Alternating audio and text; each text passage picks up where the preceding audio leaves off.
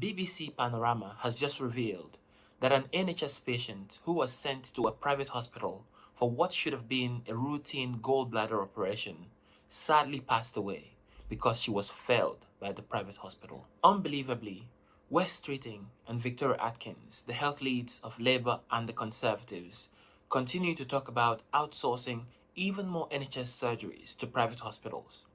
Panorama has just shown why we absolutely cannot let this policy continue. Mrs. Nafisa Khan was sent by the NHS to a hospital run by a private company called Spire Healthcare, who runs about 39 hospitals across the UK.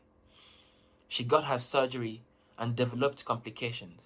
And because private hospitals don't tend to have intensive care units, she ended up dying from her complications. While Spire Healthcare made £126 million in profits last year, almost none of their hospitals has an intensive care unit.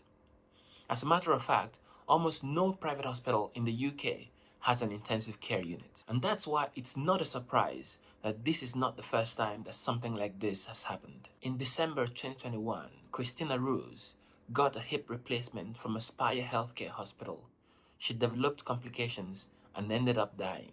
In February of 2022, Barbara Hollis got a knee replacement from a Spire Healthcare hospital.